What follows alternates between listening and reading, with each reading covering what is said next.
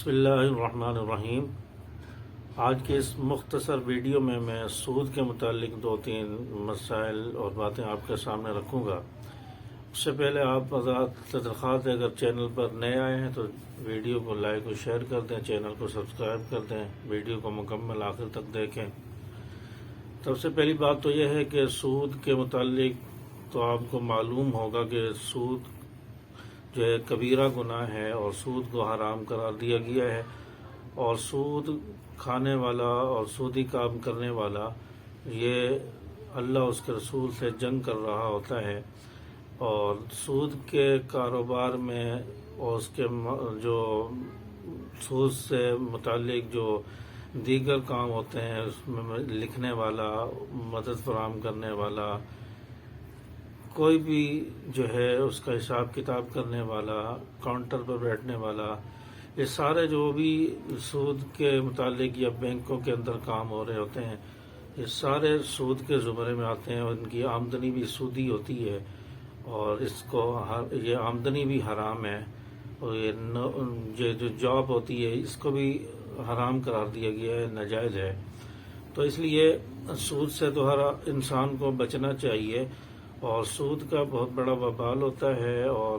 حدیث پاک میں یہاں تک آتا ہے کہ جس کے پیٹ میں ایک لقمہ بھی حرام کا چلا گیا، سود کا چلا گیا، اس کی 40 دن تک کوئی عبادت قبول نہیں ہوتی، نہ اس کی دعائیں قبول، نہ نمازیں قبول ہوتی ہیں۔ ایک لقمے سے یہ بتایا ہے کہ اس کی نہ عبادت قبول ہوتی ہے 40 دن تک، نہ نماز۔ لیکن جس کا اوڑھنا بچھونا اور 24 گھنٹے اس کا کام یہ سودی ہو، اور روزانہ اس نے بینک میں جانا ہے، اس کا گھر کا سارا خرچ بھی سودی پیسوں سے ہوتا ہو، تو اس کے متعلق پھر کیا حکم ہوگا؟ تو اس لیے سود سے انسان کو بچنا چاہیے، سود کے معاملات سے، لین دین سے بھی بچنا چاہیے۔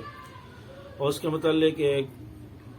اور اہم مسئلہ آپ کے سامنے رکھنا چاہتا ہوں، اور اس کے بعد میں ایک اور مسئلہ بھی سود کے متعلق آخر میں بیان کروں گا جو عموماً ہمارے ذہنوں میں نہیں ہوتا۔ تو مسئلہ یہ ہے کہ جیسے ہمارے بس اسٹاپوں کے اوپر یا ہم جو ہے اپنے جو پیسے ہوتے ہیں ان کو ریزگاری کی صورت میں چینج کرواتے ہیں، یا ہوٹل والے، دکانوں والے، بسوں والے یہ ریزگاری لیتے ہیں بس اسٹاپوں پر جو بیٹھے ہوتے ہیں ان سے، تو اس میں یہ ہوتا ہے کہ ہم نے 10 روپے کی ریزگاری لی ہے تو وہ ہمیں 8 یا 9 روپے دیتا ہے، یعنی 1-2 روپے کم کر کے دیتا ہے۔ تو یہ سود ہوتا ہے، کیونکہ آپ نے پیسے چینج کرائے تو پیسے پورے ملنے چاہیے، 10 روپے کے بدلے میں 10 روپے ہی ملنے چاہیے۔ 8-9 روپے ہوں گے تو یہ 1 روپیہ سود میں چلا گیا، اور یہ پورے آپ کے 8-9 روپے بھی حرام ہو گئے، سود ہو گئے۔ تو اس لیے ریزگاری لیتے وقت یہ بات بھی ذہن میں رکھیں کہ ریزگاری جتنے پیسے ہیں اتنی مکمل لی جائے، ورنہ چھوڑ دی جائے۔ 1-2 روپے، 4-5 روپے آپ گراہک کو چھوڑ دیں گے تو اس سے کوئی فرق نہیں پڑے گا، لیکن سود سے تو آپ بچ جائیں گے، سود کی نحوست سے۔ اچھے خاصے لوگ جو ہے دکاندار، سمجھدار، دیندار لوگ بھی ریزگاری لیتے ہیں، اور اس میں کمی بیشی ہوتی ہے، اور اس طرح کام کر رہے ہوتے ہیں تو یہ سودی کام ہو رہا ہوتا ہے، تو اس سے انسان کو بچنا چاہیے۔ اور جو آخری مسئلہ میں نے بتایا وہ یہ ہے کہ ہم نے کسی سے مثال کے طور پر ادھار پیسے لیے، مثال کے طور پر ہم نے 10,000 روپے ادھار لیے، اور جب اس کو واپس کرنے لگے 10,000 روپے ادھار اس کو واپس کرنے لگے، تو واپس کرتے وقت 10,000 پورے دینے ہیں، یہ نہیں کہ اس میں کمی بیشی کر لی۔ اب 10,000 روپے مکمل دینے ہیں، آپ نے 10,000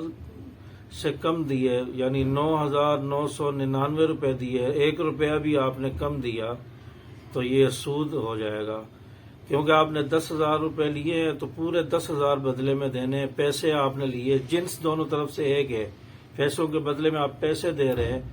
تو پیسے دونوں طرف سے برابر ہونے چاہیے، جتنے لیے ہیں اتنے دینے چاہیے، کیونکہ جنس ایک ہی ہے۔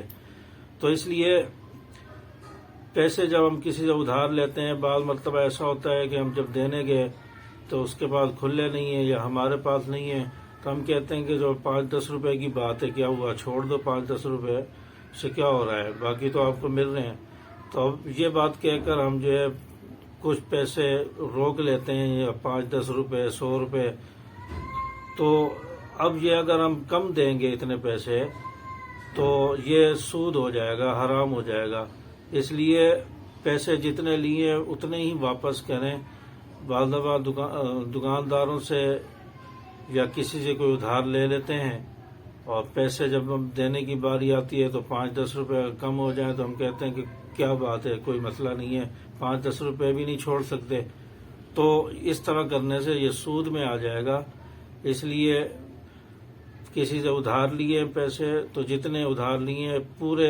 اتنے ہی دیے جائیں، 1 روپیہ بھی کم نہیں ہونا چاہیے۔ اور اسی طرح ریزگاری کا مسئلہ میں نے بتایا کہ وہ پوری ریزگاری ہونی چاہیے، کمی بیشی نہیں ہونی چاہیے، ورنہ سود ہوگا۔ اللہ تعالیٰ میں بچنے کی توفیق، سود سے بچنے کی توفیق عطا فرمائے۔ السلام علیکم ورحمۃ اللہ وبرکاتہ۔